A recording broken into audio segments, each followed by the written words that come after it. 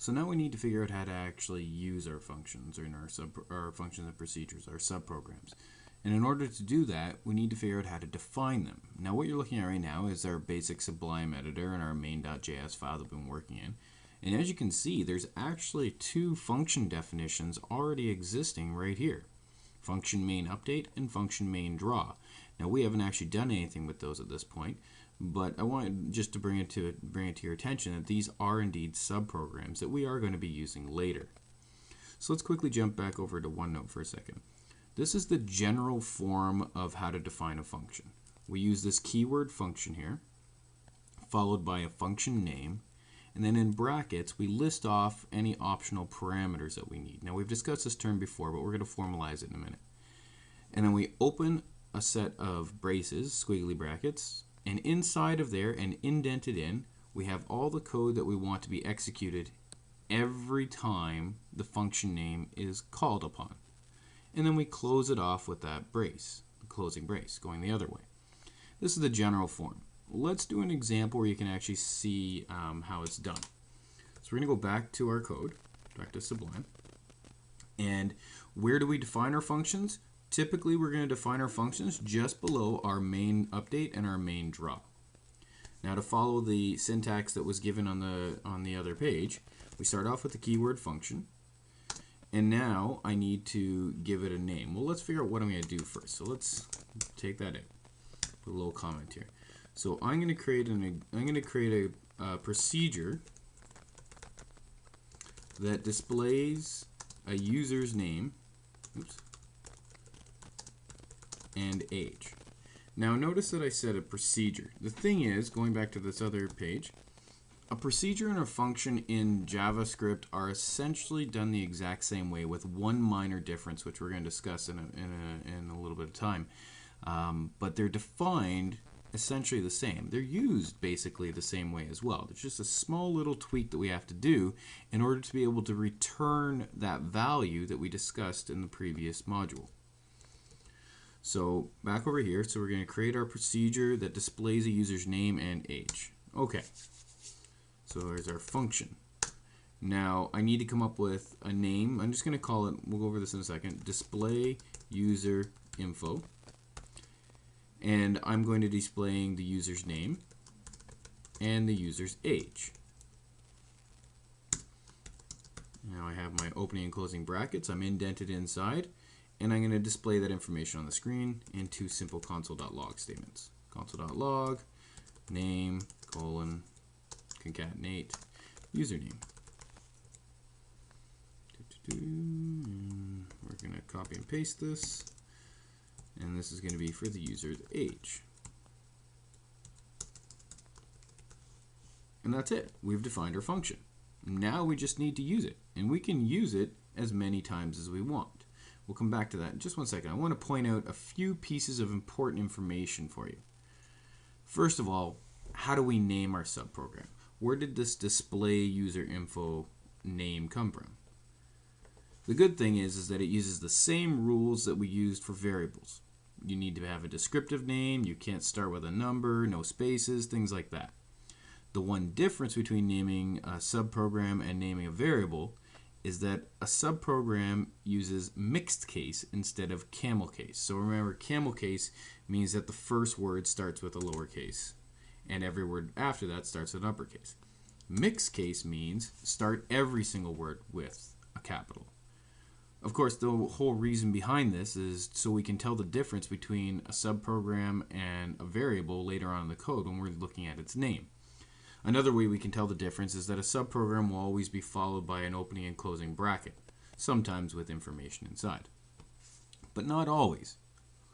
Next, notice that the code inside of the opening and closing braces is indented. This is to show ownership or dependability on this subprogram. It essentially means that this code will never execute unless this subprogram name is called upon.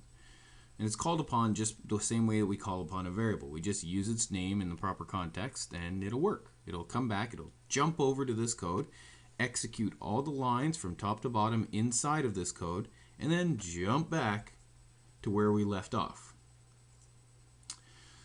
Finally, looking at this, we have this optional list of parameters. Now, that optional list of parameters is indeed optional. You don't need to have anything in there. It depends on what your subprogram is going to be doing. So in our case, our subprogram is actually going to be displaying information. So I needed these parameters. So let's define what that actually means. So a parameter is a temporary variable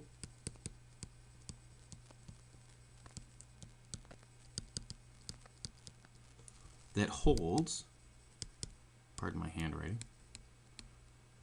a copy, very important, of the data given to it when the subprogram is called.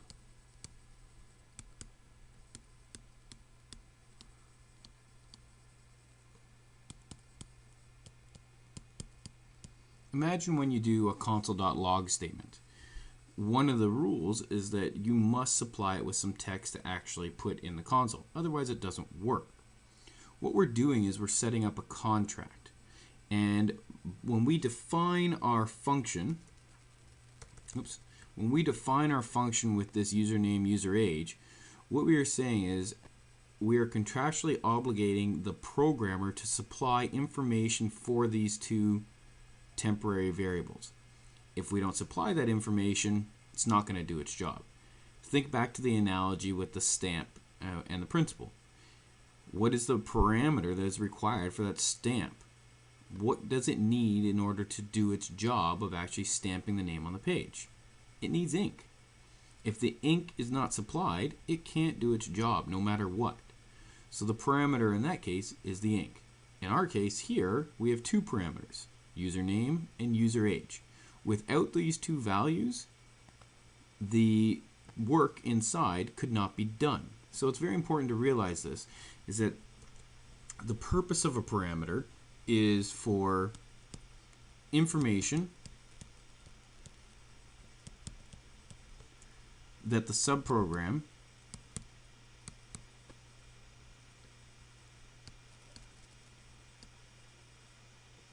requires to perform the task.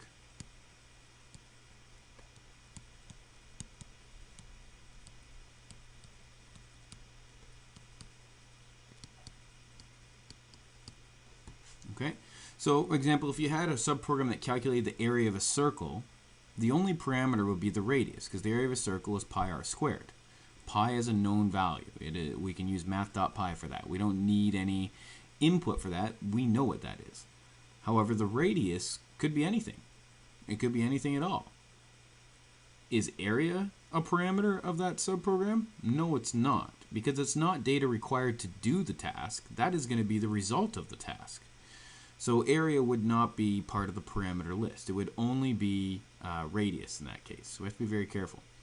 Now in our subprograms, when we define them, we can actually have as many or as few parameters as we need. It could even be empty.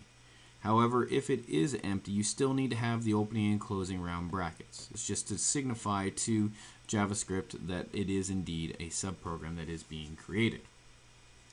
So what we've learned so far is how to define a procedure as well as learn what a parameter is used for. In the future modules, we're going to go on and extend upon this, and we're going to figure out what else we can do in terms of functions.